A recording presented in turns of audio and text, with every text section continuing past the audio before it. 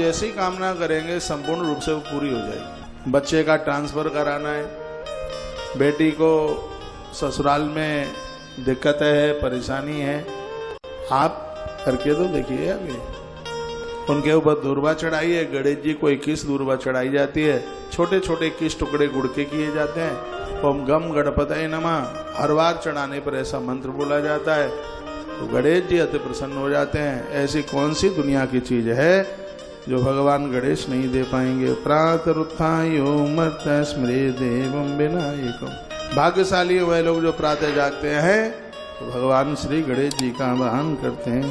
संकटे काम सिद्ध्यर्थम पूज्य देवया गयाननम। बहुत बड़ा संकट चल के आ जाए, आप गणेश जी को पूजते हैं वो संकट निवट जाएगा, इसलिए तो उसको संकट चतुर्थी के नाम से जाना जाता है। गणेश जी की जो चौथ है हर महीने में 2 पड़ती हैं और शुक्ल पक्ष से भी कृष्ण पक्ष की चतुर्थी की और ज्यादा महिमा है। तो यह स्कंद पुराण में बड़ा अद्भुत वर्णन किया गया है।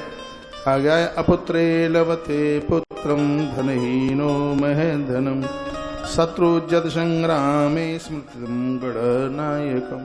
कहा गया है अपुत्र को पुत्र और धनहीन को धन मिलता है, इसमें बिल्कुल संशय वाली बात नहीं है। इतना मिलता है कि वह लोग कल्पना भी नहीं कर सकते, इतना मिलता है कि जिसकी आप कल्पना भी नहीं कर सकते, इतना प्राप्त होता है। विवाहे तस्य तवांक्षितम सर्वम प्रसादात् तस्य सिद्ध्यति। वर्णन किया गया है कि तस्य तवांक्षितम सर्वम, तुम जो चाहोगे भगवान गजानंद वही दे देंगे। आप बहुत व्रत करते होंगे, गणेश चतुर्थी का व्रत कीजिए। मैंने किया है, मैंने कथाएं सुनी है, इसलिए मैंने अपने विद्यार्थी काल में गणेश अथर्व से इसके बहुत पाठ किए, तो उसकी महिमा हम बहुत करीबी से जानते हैं। मराठा में भगवान गणेश की भारी पूजा होती है। और मैं आपको निवेदन करूंगा, ये पुराणों के राइटर तो गणेश ही है, वक्तव्य भगवान व्यास का है, जो लेखनी चली है वो भगवान गजानंद की। मोर पंख हाथ में लेकर कहीं तो ये वर्णन है कि गणेश जी ने अपने एक दांत से सगरे पुराण लिख दिए।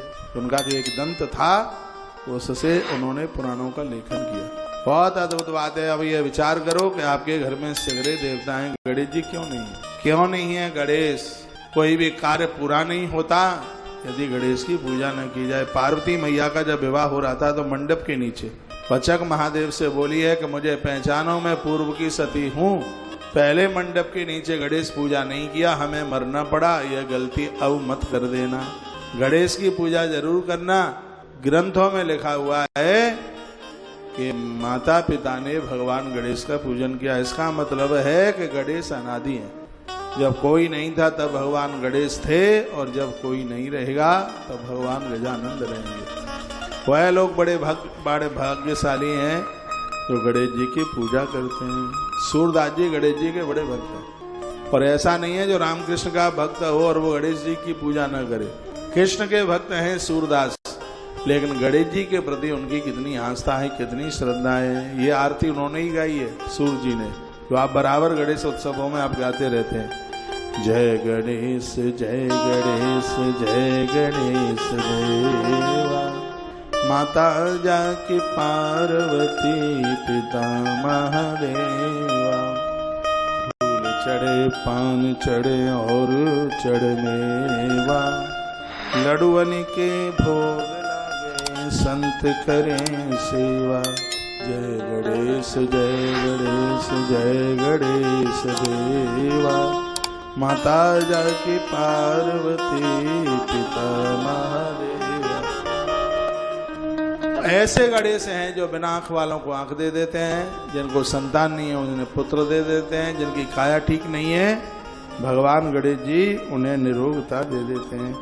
तो गृह प्रवेश के समय में, यात्रा करते समय, संग्राम के समय पर, और जिस नारी को गर्भ में संतान है उसे प्रत्येक दिन 1 माला कम से कम भगवान गणेश के नाम की जप लेनी चाहिए। मंत्र इस प्रकार से ओम गम गणपतये नमः, ओम गम गणपतये नमः।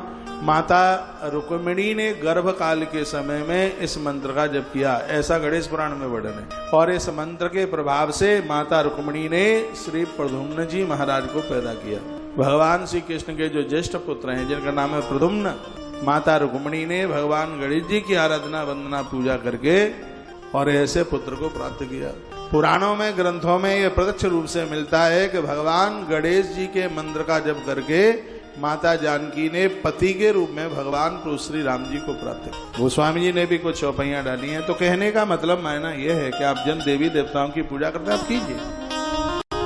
आप घर गृहस्थी वाले हैं, बहुत ज्यादा विस्तार आप नहीं कर सकते हैं, कोई दिक्कत की बात नहीं है। आप 500 भगवान मत रखिए, 5 रख लीजिए बस अपने मंदिर में, क्योंकि ज्यादा रख लोगे तो ज्यादा उनको टाइम लगेगा, निलाना धुलाना जगाना सब कुछ करना होता है उसमें।